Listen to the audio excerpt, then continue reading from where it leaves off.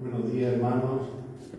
Precioso día de prácticamente casi de verano, una temperatura buenísima y también una muy buena temperatura en el espíritu, en lo que tenemos también, porque cuando nos acercamos los hermanos unos a otros nos abrigamos espiritualmente y nos cuidamos mutuamente. Es precioso la convivencia entre hermanos. Por eso siempre insistimos y invitamos a aquellos que están un poco más fríos, o lo que sea, que también puedan participar y puedan disfrutar de este tiempo de las reuniones presenciales. Damos muchas gracias al Señor por este día, por este tiempo, y queremos venir a esa fuente que es la que nos da la alegría, la que nos da la esperanza, la que nos trae una paz interior, una paz que no nos da este mundo, a pesar de que hay muchas fórmulas y hay muchos entretenimientos, pero la verdadera paz es la que el Señor ya tiene preparada para cada uno de nosotros. Y en este tiempo pues queremos, este tiempo tan convulso, como ya sabéis que en las noticias están siempre noticias de guerra y desastres que al final nos hacen daño, y queremos, Señor, pedirte que pongas tú también, Señor, tu poder y la gracia y la sabiduría sobre los gobernantes para que terminen estas situaciones que están trayendo tanto dolor. Nosotros desde aquí, Señor, nos ponemos de acuerdo y junto con mi hermana Juan y vamos a levantar unos cánticos de adoración y de alabanza a nuestro Señor. Confiamos todo en Él, confiamos en nuestro Señor, nuestro Espíritu Santo, que es el que nos guía y nos dirige en cada reunión. Aleluya. Vamos a empezar con un tema que nos habla de la purificación.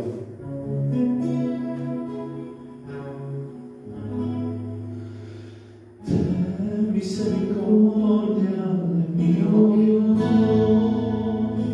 con inagotable amor y tu gran compasión. Borra las manchas de mi pasado, lávame de toda culpa, sea aquello por pecado.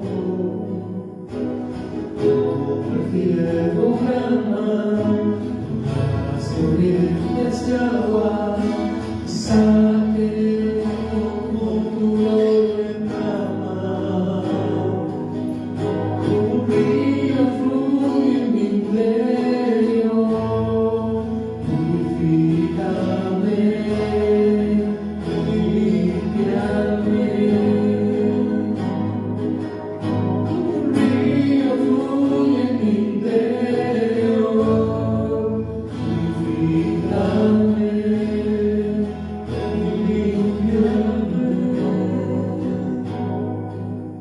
purifica, limpia, sana, purifica, limpia, sana, purifica, limpia, sana. Ven, ven, ven.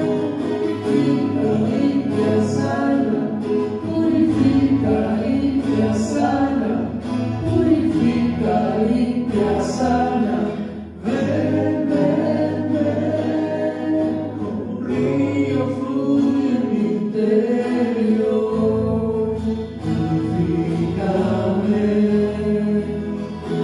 limpiame.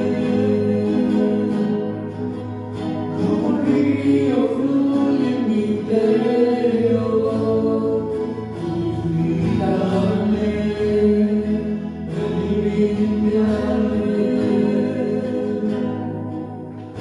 Purifica, limpia, sana, purifica, limpia, sana, purifica, limpia, sana.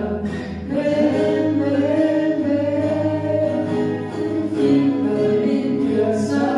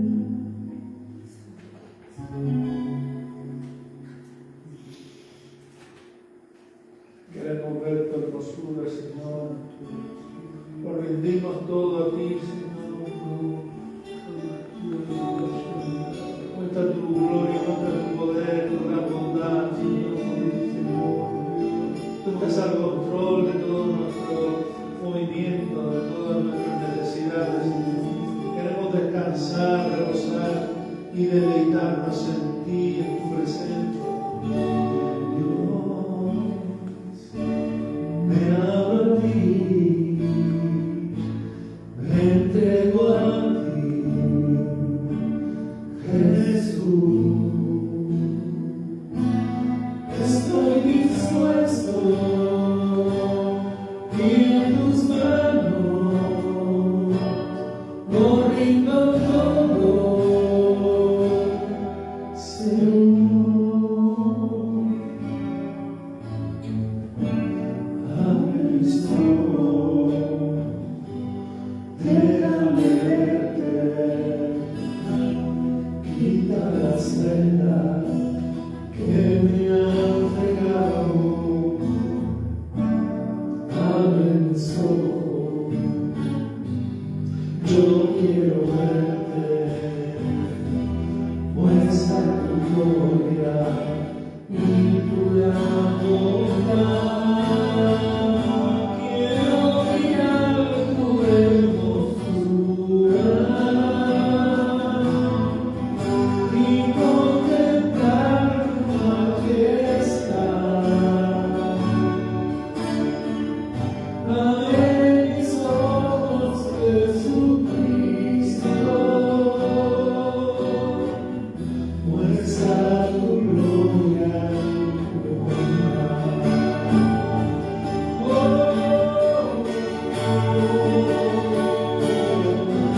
Quiero mirar tu hermosura y contemplar tu majestad. Abre mis ojos, Jesucristo, muestra tu gloria y tu bondad.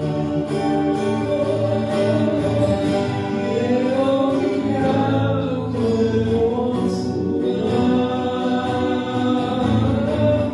y contemplar tu majestad. Abre mis ojos, Jesucristo,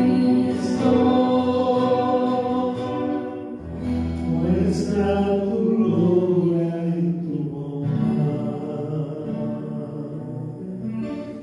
Muestra tu gloria, tu bondad.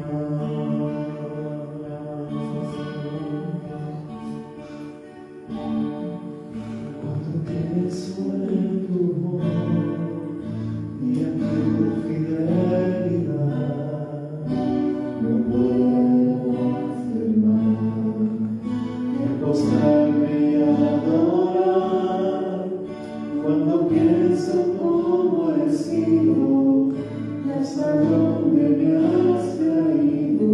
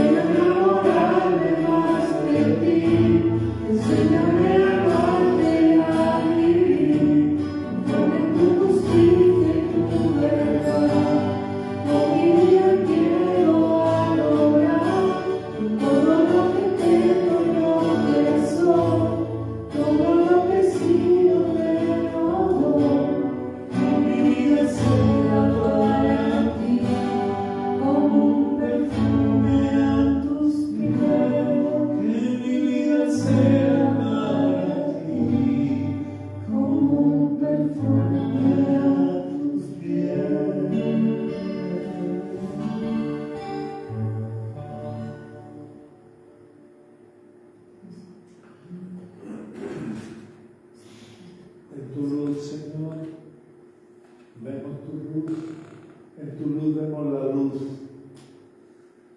Tú eres nuestra herencia, Señor, más que suficiente. Si te tenemos a ti, ya lo tenemos todo, Señor. No necesitamos nada más. Nos rendimos al más que suficiente, Señor.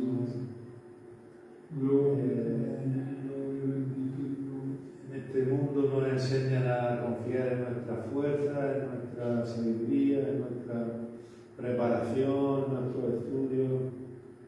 Pero cuando llegamos a una etapa de la vida en la que vemos todo lo que ha sucedido, ya cuando somos más mayores, más maduros, vemos que de ti viene todo, Señor, que en ti confluye todo, que si estamos vinculados a ti, todo está bien, todo nos va bien también, Señor.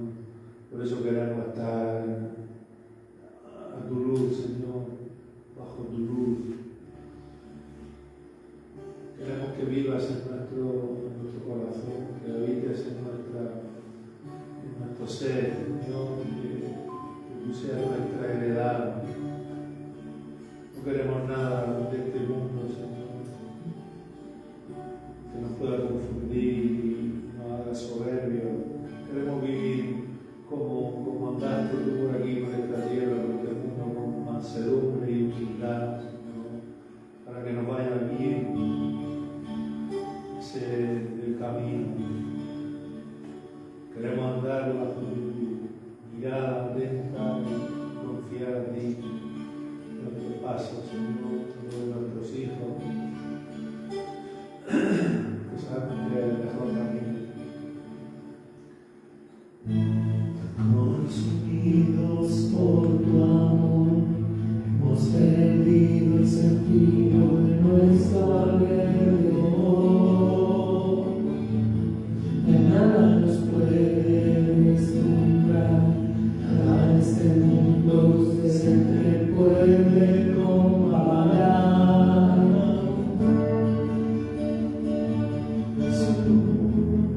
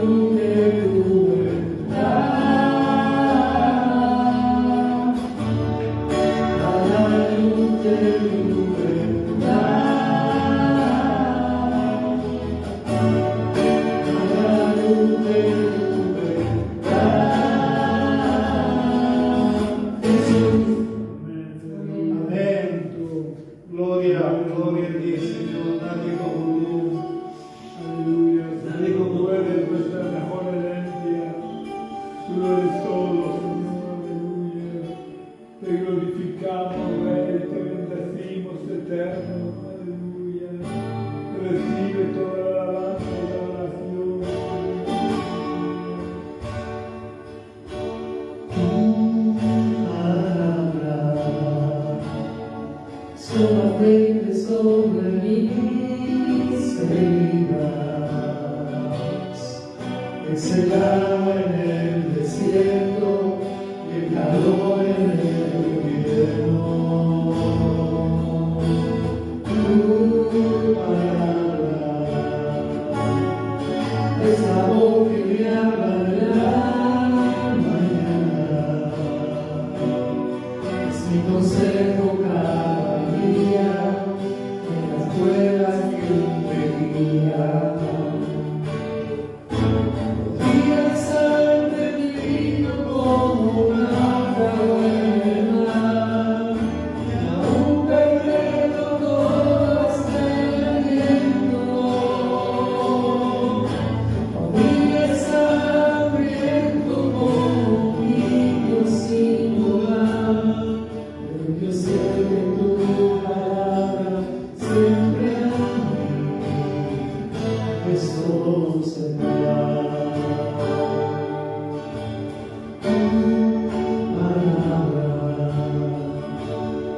Es como dulce miel para mis labios, es la perfecta melodía que me deleita cada día. Tu palabra es refugio en medio de las pruebas. En la tristeza es mi alegría, soledad mi compañía. Podría estar perdido como un náufrago en el mar, y aún perderlo todo está en abierto. Podría estar hambriento como un niño sin hogar, pero yo sé que tu palabra siempre a mí, pero yo sé que tu palabra siempre a mí, una vez más. Pero yo sé que tu palabra siempre a mí me sostendrá. Me sostendrá.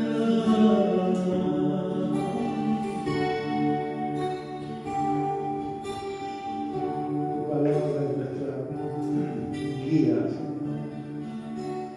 Nos deleitamos en tu palabra, Señor.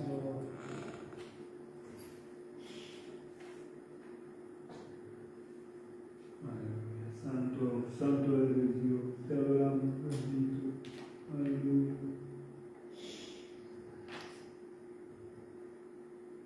Oh, santo, santo, santo.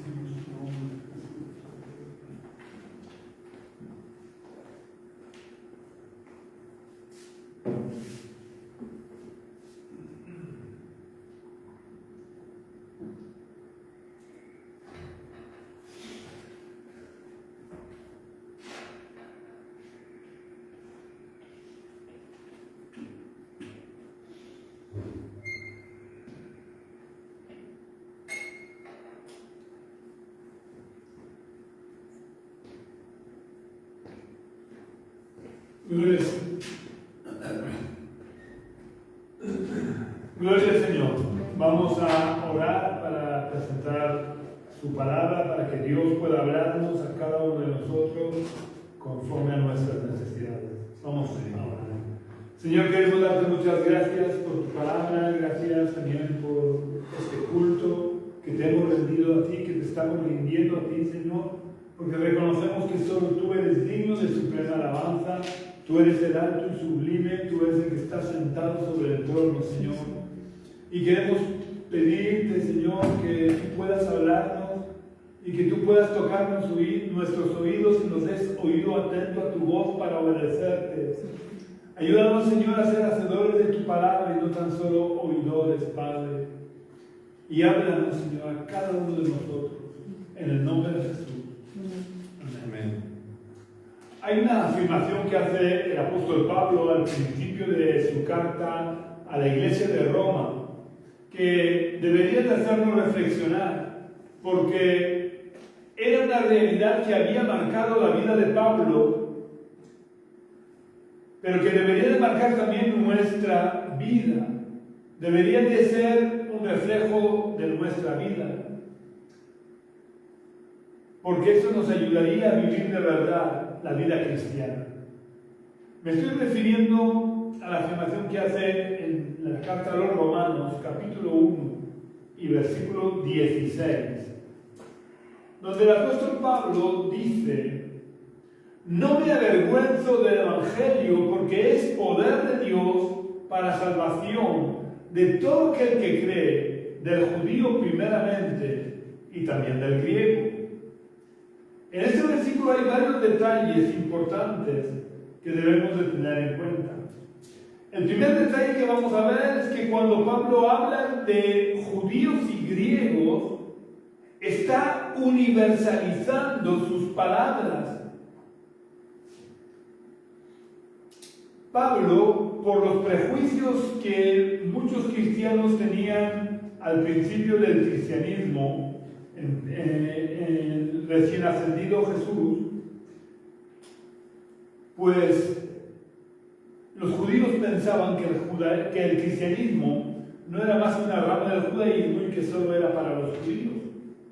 Entonces, Pablo, conociendo estos prejuicios que muchos cristianos todavía tenían acerca de la salvación de los gentiles, con estas palabras Pablo aclara que en el plan de Dios, en el plan de salvación, Dios ha incluido personas de toda raza, lengua y nación. Porque la sociedad judía de su tiempo, y no olvidemos que Pablo era judío, dividía a toda la humanidad en dos grandes grupos de personas. Por un lado los judíos, el pueblo escogido por Dios, y por el otro todo el resto, a quienes llamaban los griegos. Dado que justo antes del Imperio Romano estuvo el Imperio Griego, que fue el que dio lugar al idioma universal que se hablaba en el Imperio Romano, porque el Imperio Romano no impuso el latín como lengua vehicular. El latín se reservó solo para las altas esferas, para los asuntos oficiales, pero el resto del pueblo habló el griego durante el Imperio Romano. Así que para los judíos solo estaban los judíos y los griegos, pero cuando hablaban de judíos y griegos englobaban a toda la humanidad. Pablo dice que el Evangelio es poder de Dios para salvación de los judíos y de los griegos. Cuando Pablo hace esta afirmación, está diciendo que el Evangelio es poder de Dios para la salvación de todo el mundo. No existe ninguna tribu, ni ningún pueblo, ni ninguna nación que no vayan a ser o que no puedan ser alcanzados por el Evangelio. Y el Evangelio son las buenas nuevas de salvación.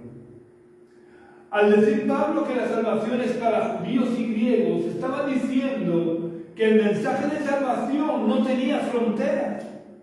Dios quiere salvar a las personas sin tener en cuenta su nacionalidad o su origen.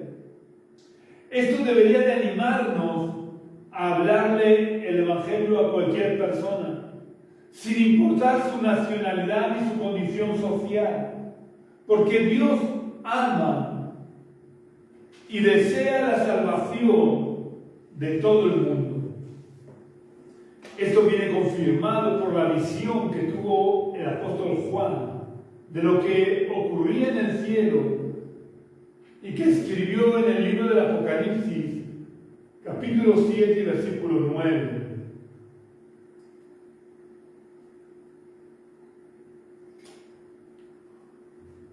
Juan escribe y dice: después de esto miré y vi una gran multitud, la cual nadie podía contar, de todas las naciones, tribus, pueblos y lenguas. Estaban delante del trono y en la presencia del Cordero, vestidos de ropas blancas y con palmas en sus manos. Dios no desprecia ni menosprecia a ninguna cultura, a ninguna nacionalidad, ni a ninguna raza. Dios ama a todos los pueblos y naciones. Por eso Jesús dijo que no vendría el fin del mundo hasta que fuera predicado el Evangelio del Reino a todas las naciones. Así que si amamos al Señor y deseamos su regreso, tenemos que vivir cumpliendo lo que se conoce como la Gran Comisión, que no es otra cosa que vivir el Evangelio de verdad. Porque cuando vivimos el Evangelio de verdad, somos portadores de la luz de Cristo, ya que Cristo vive y reina en nuestro corazón. Y donde llega la luz disipa las tinieblas. No hay tinieblas que puedan resistir la luz. Por muy densas que sean las tinieblas, donde se enciende una luz, las tinieblas desaparecen. Mateo, en la primera Navidad, o hablando de la primera Navidad, cita al profeta Isaías, que dice: el pueblo que habitaba en tinieblas vio gran luz, y los que habitaban en región de sombra de muerte, luz les resplandeció. La luz es más poderosa que las tinieblas, por eso el Evangelio es poder de Dios, porque el Evangelio trae la luz de Cristo al corazón de todos aquellos que lo reciben en sus corazones. Y por eso cuando Cristo vive en nuestro corazón, somos o deberíamos de ser antorchas que alumbran siempre en todo lugar donde nos encontremos. Por eso, si de verdad somos hijos de Dios, no podemos dejar de cumplir la gran comisión, porque nuestras palabras, pero sobre todo nuestras vidas, deben de traer luz. Y como os decía, la luz, que es más poderosa que las tinieblas, disipará toda tiniebla, y la gloria de Cristo podrá ser vista por todos aquellos con los que nos relacionamos, sin importar el pueblo o la nación a la que pertenezcan. El segundo detalle en el que quiero detenerme un poco para aclararlo es lo que dice Pablo cuando dice del judío primeramente y también del griego. Si hacemos una lectura rápida sin pensar demasiado, podría parecer que Dios hace acepción de personas, que Dios tiene preferidos, dado que dice del judío primeramente. Pero debemos de tener en cuenta que no se trata de preferencias o de discriminación. Se trata simplemente del orden cronológico en el que ocurrieron los acontecimientos. Porque, ¿de qué nacionalidad era Jesús? Jesús era judío. ¿Dónde comenzó a predicar las buenas nuevas de salvación? En Israel. Por tanto, ¿de qué nacionalidad fueron sus primeros discípulos? Eran judíos. ¿Y de qué nacionalidad fueron los primeros apóstoles? Eran judíos. Si nos fijamos en el nacimiento de la iglesia, ¿en qué ciudad descendió el Espíritu Santo por primera vez el día de Pentecostés? En Jerusalén, que es la capital del pueblo judío. Y por último, ¿de qué nacionalidad fueron los primeros convertidos por la predicación de Pedro el día de Pentecostés? Eran judíos. Así que no cabe duda de que el Evangelio fue poder de Dios para salvación, primeramente para los judíos. Además está escrito que Jesús vino a los suyos y como los suyos no lo recibieron, el Evangelio se universalizó. Pero es evidente que el Evangelio fue poder de Dios para salvación, primeramente para el pueblo judío. Pero a partir de Cornelio quedó claro que no había diferencias en cuanto a la salvación entre judíos y griegos, entre judíos y gentiles. La salvación es para todo aquel que recibe a Jesús en su corazón, sin importar su raza, ni el pueblo o nación al que pertenece. Los judíos hoy en día no tienen ningún privilegio mayor que nosotros a la hora de la salvación. Ellos se salvan igual que nosotros por la fe en Jesucristo. Y sin fe, ninguno podrá ser salvo. Hoy en día el Evangelio es luz para alumbrar a todo el mundo por igual. Como ven insistiendo, Dios no hace excepción de personas. Dios ama a todos los pueblos, tribus, razas y naciones. Por lo que debemos con nuestra vida cumplir la gran comisión entre todas las razas, todos los pueblos y todas las naciones. Y más ahora que tenemos la posibilidad de alcanzar a personas de cualquier nacionalidad por la gran inmigración que hay. Por lo que no necesitamos desplazarnos para alcanzar a diferentes pueblos, a diferentes nacionalidades. Dios ha puesto a nuestro alcance todas las nacionalidades prácticamente. Nosotros solo debemos de preocuparnos de ser luces potentes y Dios ya hará todo lo demás. Tenemos que alumbrar con nuestras palabras, pero sobre todo con nuestras vidas. Y la luz que hay en nuestros corazones irá disipando las tinieblas de nuestro alrededor. Porque la luz, como vengo repitiendo, siempre vence a las tinieblas. Aunque a veces, viendo el estado de nuestra sociedad, lo podrida, corrompida que está, pueda parecer lo contrario. Pero por muchas tinieblas que haya, con que encendamos una pequeña llama, la llama vence a las tinieblas.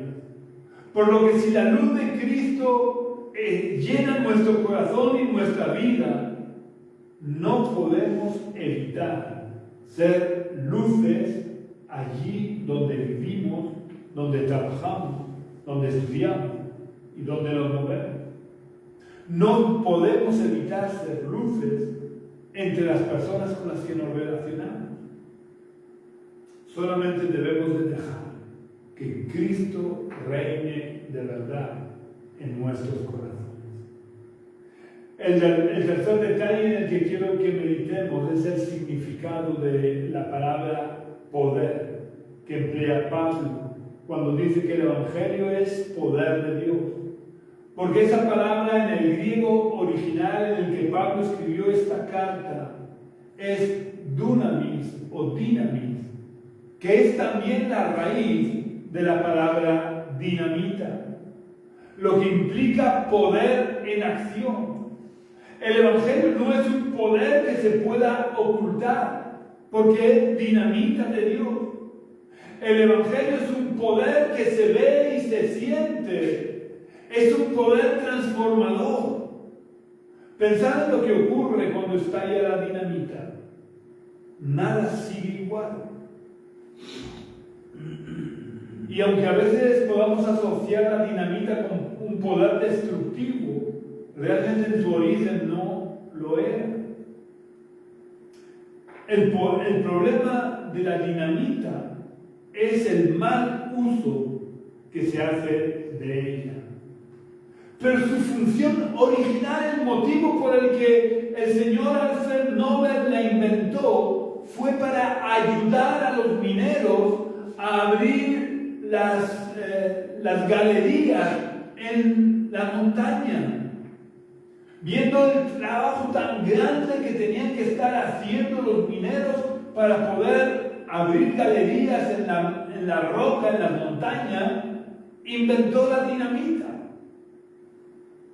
Así que la dinamita en su origen fue una bendición.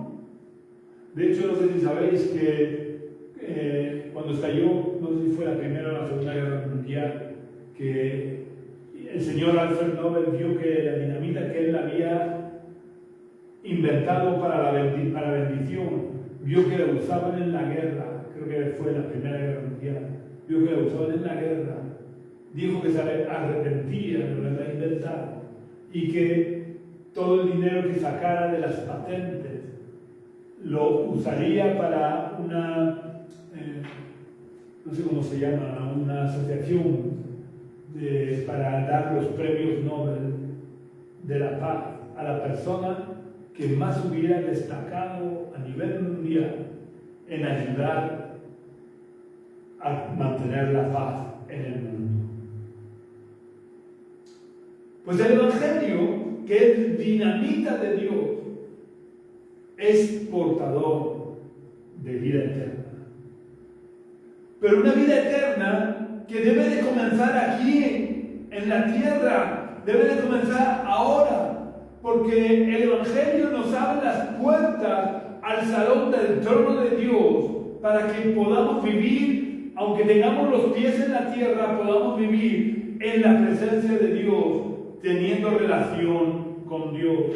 Por eso los cristianos decimos que no practicamos una religión, sino que practicamos una relación con Dios, porque el Evangelio es ese poder, es esa dinamita de Dios que ha roto todo impedimento a que podamos entrar en el salón del reino, en el salón del trono, donde Dios está sentado reinando. El Evangelio es poder de Dios porque allí donde es recibido el Evangelio produce transformación y trae vida.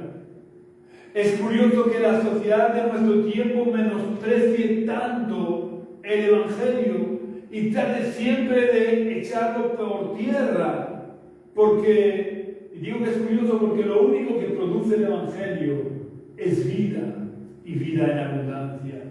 Por tanto, toda persona debería de desear el Evangelio, porque el Evangelio trae vida y vida en abundancia. Lo único que produce el Evangelio es transformación y cambios beneficiosos en las personas que lo reciben. Porque el Evangelio es capaz de reconstruir los corazones destrozados. El Evangelio puede restaurar familias rotas, pero sobre todo restaura nuestra relación con el Dios tres veces santo. Y no hay nada mejor en la vida que mantener relación con Dios. Porque Dios es el único que conoce nuestro futuro y que de verdad sabe lo que nos conviene. Pero el poder del Evangelio tiene otra función no menos importante que la de traer transformación y vida a todo aquel que lo recibe. El Evangelio es el poder o la dinamita de Dios para que podamos destruir las fortalezas del enemigo. Antiguamente, cuando se levantaba una ciudad, rápidamente se construían murallas a su alrededor y fortalezas en su interior para que pudieran resistir los ataques de sus enemigos. Y cuando un ejército quería conquistar una ciudad, necesitaba destruir las murallas de la ciudad y sus fortalezas para poder conquistarla. Pues espiritualmente ocurre algo similar. Todo el principado de tinieblas para tener esclavizada y ciega a la mayor cantidad de personas posible posible, ha ido levantando fortalezas en los corazones y en las mentes de aquellos que todavía no han recibido la luz del Evangelio, porque de esa manera trata de impedir que la puedan recibir. Esto es lo que explica el apóstol Pablo en la segunda carta a los Corintios, capítulo 4 y versículo 4.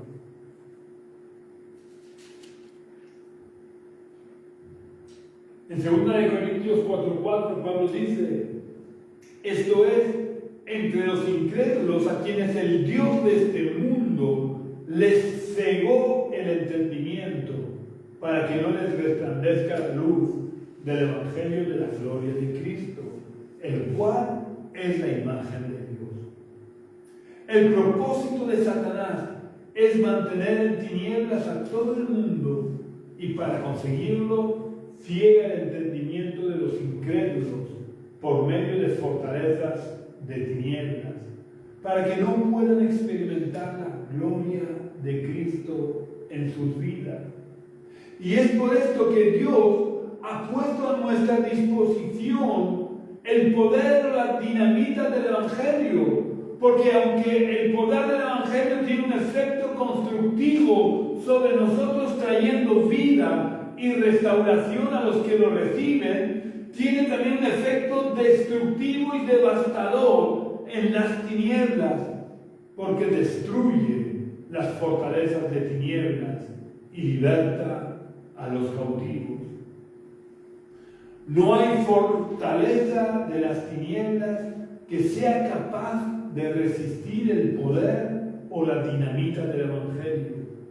Solo hace falta que la usemos, porque un cartucho de dinamita no tiene ninguna fuerza ni ningún poder mientras no se enciende la mecha y se libera su energía. De la misma manera, a pesar de todo el poder que tiene la dinamita del Evangelio, si no liberamos su poder, no sirve de nada. Y la mecha se enciende y libera ese poder cuando nosotros tenemos relación con Dios. Porque Dios es fuego consumidor.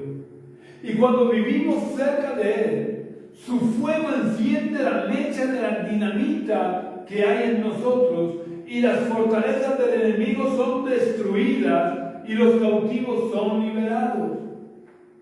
Cuando el fuego de Dios está en nuestro corazón, su luz no se puede esconder, por lo que nos convertimos en antorchas vivientes que van dinamitando las fortalezas de tinieblas y libertando a sus cautivos, porque insisto, la luz no se puede esconder, y donde hay luz, las tinieblas desaparecen.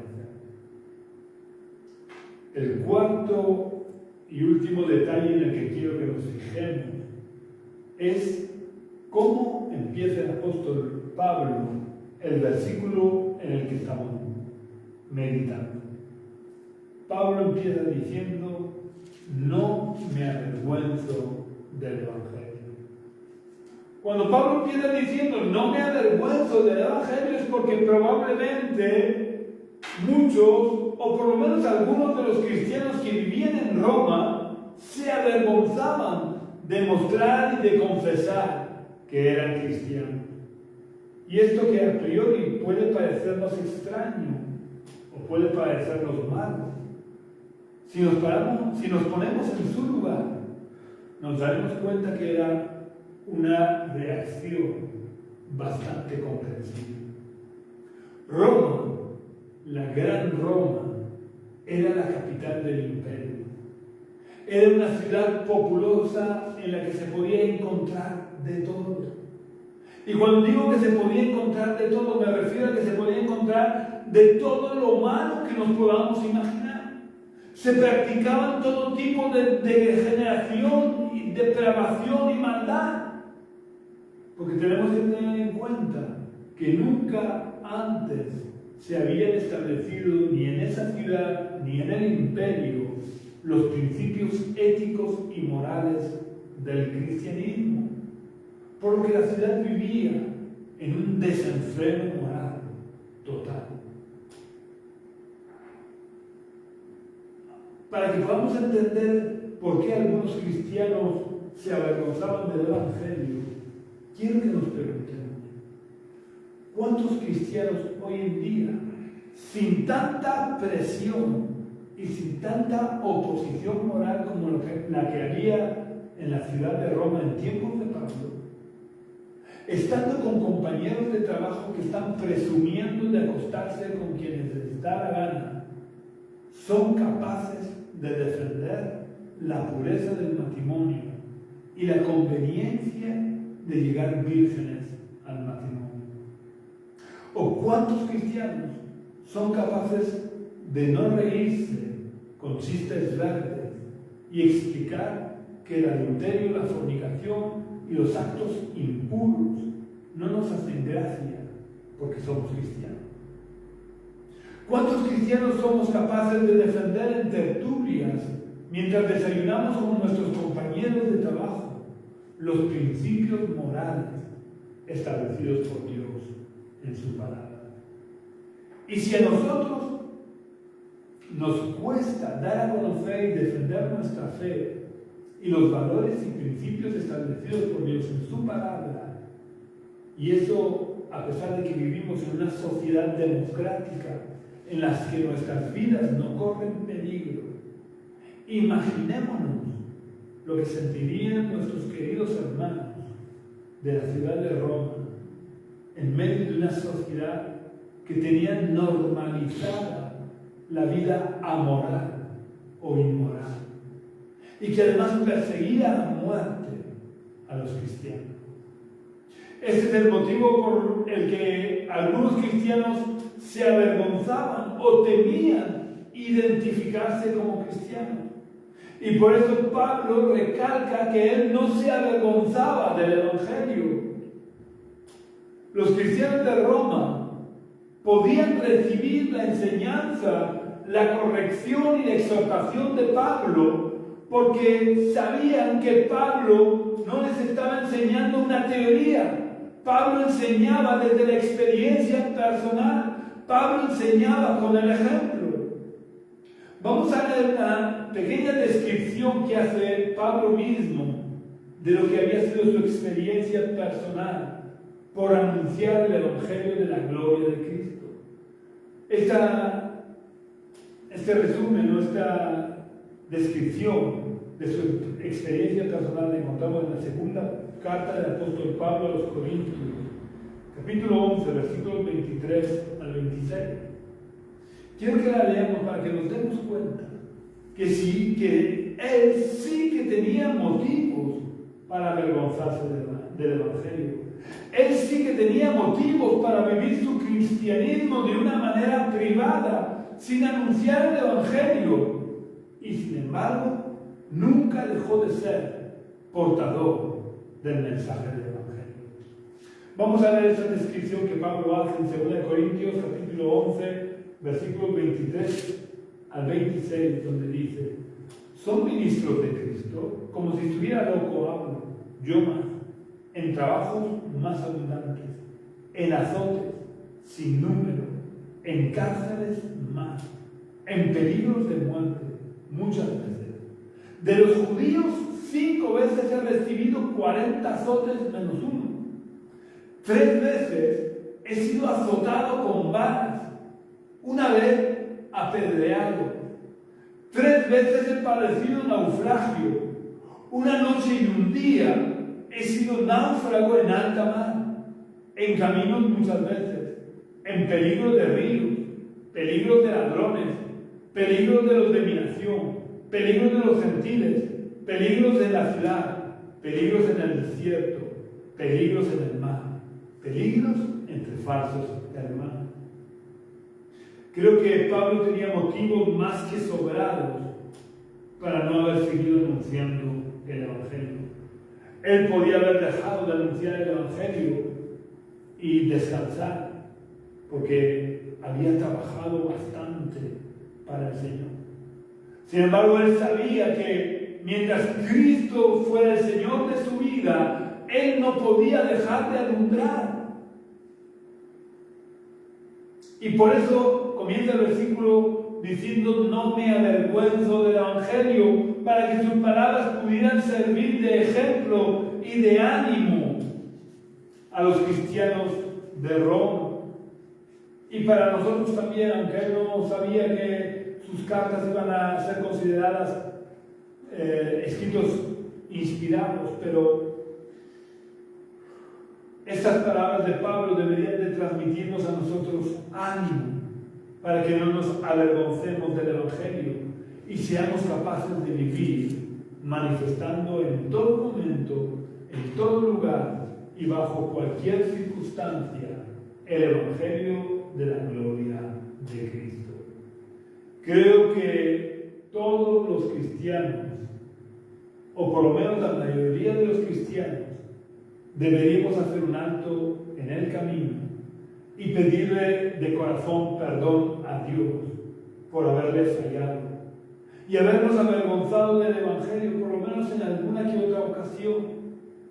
Y deberíamos también tomar el compromiso firme delante de Dios de no volver a avergonzarnos del Evangelio, sino ser luces potentes donde Él nos ha puesto para que alumbremos.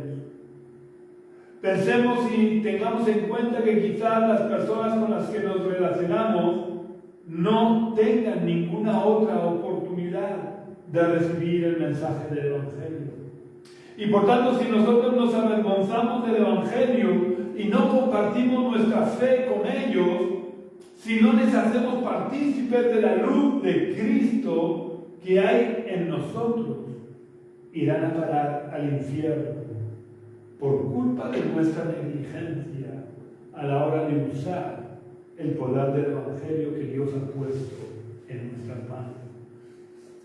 A veces no somos lo suficientemente conscientes de que Dios ama a todo el mundo y Dios desea que todos lleguen al arrepentimiento.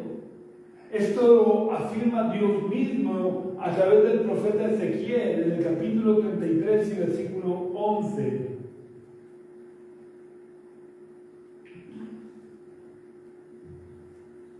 Donde Dios dice: diles, vivo yo, dice Jehová el Señor, que no quiero la muerte del impío, sino que se vuelva el impío de su camino y que viva. Volveos de vuestros malos caminos. ¿Por qué habéis de morir, casa de Israel? Dios no quiere la muerte del impío. Él desea que todos se arrepientan. Dios desea que su luz pueda alumbrar a todo el mundo para que se puedan arrepentir. Pero Él ha puesto su luz en nuestros corazones para que vayamos a los impíos y la luz que hay en nosotros pueda disipar las tinieblas, de tal manera que los impíos puedan ver y experimentar en sus vidas la luz que produce el Evangelio de la gloria de Cristo. Para Dios es tan grave que nosotros nos avergoncemos del Evangelio que Jesús dijo: el que se avergüence de mí y de mis palabras en esta generación adúltera y pecadora, también el Hijo del Hombre se avergonzará de él cuando venga en la gloria de su Padre con los santos ángeles. Y Pablo añade: porque no nos ha dado Dios espíritu de cobardía, sino de poder, de amor y de dominio propio. Así que no tenemos ninguna excusa para avergonzarnos y esconder debajo de la cama la luz que hemos recibido, porque Dios, conociendo nuestra debilidad, nos ha dado su Espíritu que nos llena de poder, como le dijo Jesús a sus discípulos poco antes de ascender a los cielos, que Jesús les dijo: pero recibiréis poder cuando haya venido sobre vosotros el Espíritu Santo y me seréis testigos en Jerusalén, en toda Judea, en Samaria y hasta lo último de la tierra. Dios no espera que nosotros seamos testigos eficaces y valientes por nuestras fuerzas, por nuestros medios por nuestra sabiduría o por nuestra palabrería.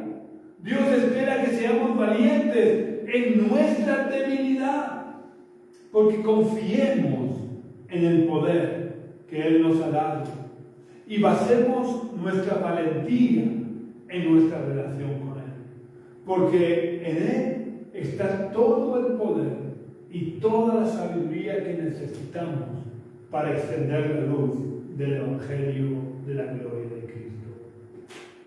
Para terminar, quiero decirte que si quieres experimentar el poder del Evangelio en tu vida y que tu corazón esté lleno de luz, lo primero que debes de hacer es abrir las puertas de tu corazón a Jesús y entregarle la corona de tu vida, porque Jesús es la luz del mundo. Así que si quieres recibir a Jesús en tu corazón, te invito a que cierres por unos momentos tus ojos y repitas la oración que voy a hacer. Vamos a orar. Señor Jesús, yo quiero abrirte en este momento la puerta de mi corazón. Yo reconozco que he vivido en tinieblas, reconozco que he vivido en pecado, que he vivido de espaldas a tu voluntad, pero tu palabra ha llegado a mi mente y a mi corazón y ha traído luz. Y yo quiero abrirte la puerta de mi corazón para que entres en mi corazón y reines sobre mi vida. Oh Dios, yo te pido que te sientes sobre el trono de mi vida y me ayudes a obedecerte. Ayúdame a no avergonzarme nunca del Evangelio. Ayúdame a hacer luz en medio de las tinieblas. Ayúdame a transmitir tu luz con poder. Que el poder del Evangelio se manifieste en mi vida y a través de mi vida, y que pueda ganar almas para ti, en el nombre de Jesús. Amén. Si has hecho la oración, quiero invitarte a que busques una iglesia donde se predique el Evangelio vivo, el poder de Dios. No una iglesia en la que se prediquen tradiciones humanas. La tradición solo nos puede servir de ejemplo para algunas cosas, pero no nos sirve para entrar en el reino de los cielos. Para entrar en el reino de los cielos necesitamos el mensaje del Evangelio, el poder de Dios. Y por eso te pido que puedas buscar una iglesia donde se predique el mensaje del Evangelio, no tradiciones humanas. Si no has hecho la oración, no lo dejes para mañana. Quizás mañana sea demasiado tarde, o tal vez no. No lo sé. Solo Dios sabe cuándo te llamará. Pero no te esperes a que sea demasiado tarde. Si quieres contactar con nosotros y compartir un culto presencial con nosotros, puedes venir a la calle Río Júcar, número 19 bajo, del barrio de los Dolores de Cartagena, los domingos a las 11 de la mañana. Si quieres visitarnos, serás muy bienvenido. También puedes contactar conmigo a través del teléfono que figura en esta página de Facebook de la Iglesia Génesis, o puedes visitar nuestra web, que es iglesiagenesis.jindofree.com. Iglesia Génesis se escribe tal cual suena, todo junto, sin acentos ni mayúsculas. .jindofree, deletreado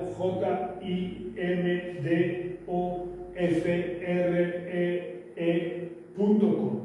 Un abrazo muy fuerte, que Dios te bendiga y te guarde hasta la semana que viene, si Dios quiere.